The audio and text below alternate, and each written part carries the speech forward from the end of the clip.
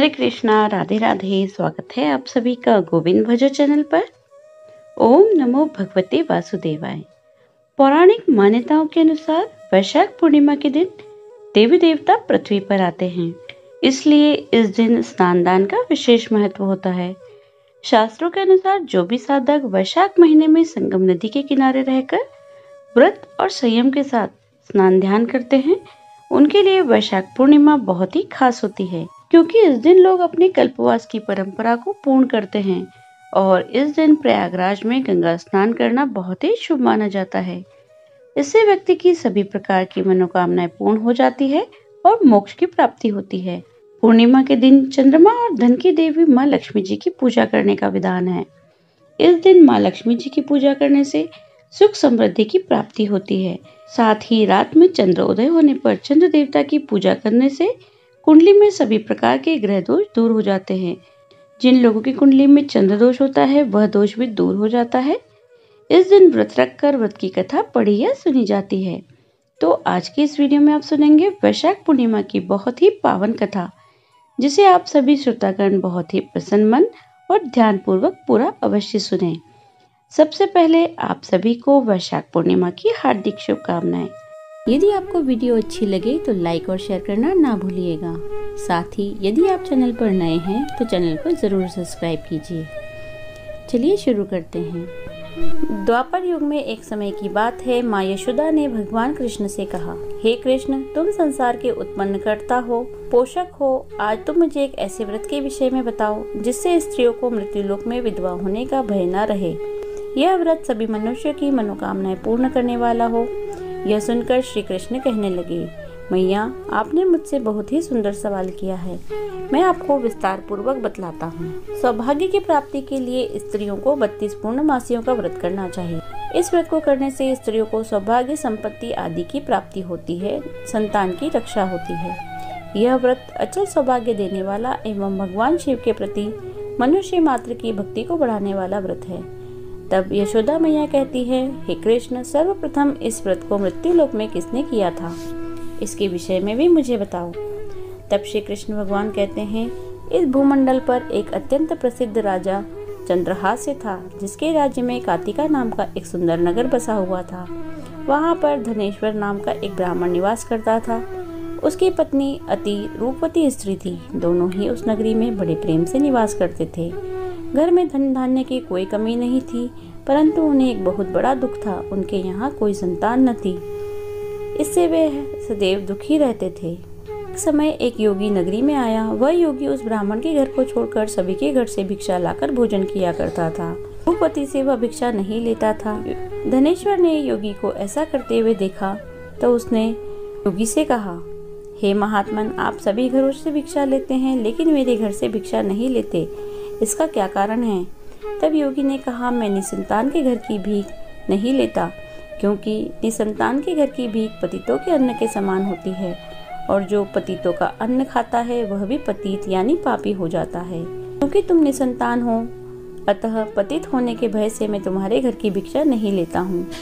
धनेश्वर यह बात सुनकर बड़ा दुखी हुआ। हाथ जोड़कर योगी के पैरों में गिर पड़ा और कहने लगा, हे महाराज, ऐसा है तो आप मुझे कोई पुत्र प्राप्ति का उपाय बताएं। धन की मेरे यहाँ कोई कमी नहीं है, लेकिन पुत्र यानी संतान के न होने के कारण मैं बड़ा दुखी हूँ। मेरे इस दुख का हरण कीजिए। तब योगी जी सुनकर यह कहने लगे, हे ब्राह्मण, तुम चंडी देवी की आराधना करो। ब्राह्मण ने घर जाकर पूरा वृतांत अपनी पत्नी को सुनाया। तब वह स्वयं वन में चला गया और उसने चंडी की उपासना की और उपवास भी किया। चंडी ने 16वें दिन उसको सपने में दर्शन दिया और कहा, धनेश्वर, जा, तेरे यहाँ पुत्र होगा, लेकिन उसकी 16 वर्ष की आयु में मृत्यु हो जाएगी। यदि तुम दोनों स्त्री पुरुष 32 पूर्णमासियों का व्रत श्रद्धा पूर्वक और विधि पूर्वक करोगे तो वह दीर्घायु हो जाएगा। और प्रातःकाल इस स्थान के समीप एक आम का वृक्ष दिखाई देगा। जितनी तुम्हारी सामर्थ्य हो उतने आटे के दिए बनाकर शिव जी का पूजन करना, लेकिन पूर्णमासी को 32 दीपक हो जाना चाहिए। और प्रातःकाल इस स्थान के समीप एक आम का वृक्ष दिखाई देगा। तुम उस पर चढ़कर फल तोड़कर शीघ्र अपने घर चले जाना और अपनी पत्नी को सारा वृतांत बताना। और ऋतु स्नान के बाद वह स्वच्छ होकर और शंकर जी का ध्यान करके फल को खा लेगी। तब भगवान शंकर की कृपा से उसे पुत्र प्राप्त होगा। जब ब्राह्मण प्रातःकाल उठा तो उसने उस स्थान के पास एक आम का वृक्ष देखा जिस पर बहुत सुंदर आम का फल लगा हुआ था। ब्राह्मण ने उस पेड़ पर चढ़कर आम का फल तोड़ने का प्रयत्न किया पर वह असफल रहा। तब उसने भगवान गणेश की वंदना करी। इस प्रकार भगवान गणेश जी की कृपा से धनेश्वर ने आम का फल तोड़ लिया और अपनी स्त्री को ले जाकर दे दिया। धनेश्वर की स्त्री ने कहे अनुसार फल को खा लिया। देवी जी की असीम कृपा से एक पुत्र की प्राप्ति हुई। उन्होंने उसका नाम देवीदास रखा। भवानी कृपा से वह बालक पढ़ने में बहुत ही होशियार था। दुर्गा जी के अनुसार उसकी माता ने 32 पूर्णमासी के व्रत रखना शुरू कर दिए थे। 16वां साल लगते ही देवीदास के पिता को बहुत चिंता हो गई थी कि कहीं उनके पुत्र की मृत्यु इस साल न हो जाए। इसलिए उन्होंने देवीदास के मामा को बुलवाया और कहा कि देवीदास को 1 वर्ष के लिए काशी में ले जाकर विद्या का अध्ययन करवाओ और उसे वहां अकेला नहीं छोड़ना। 1 वर्ष बाद इसको वापस लौटा के लाना। सारा प्रबंध करके माता पिता ने देवीदास को घोड़े पर बिठाकर मामा के साथ उसे काशी भेज दिया। एक दिन मामा और भांजा रात्रि बिताने के लिए एक गांव में ठहरे। वहां पर एक ब्राह्मण की सुंदर लड़की का विवाह होने वाला था। जहां बारात रुकी हुई थी वहीं पर देवीदास और उनके मामा ठहरे हुए थे। इसके बाद लड़की ने देवीदास को देखा और मन ही मन अपना पति मान लिया।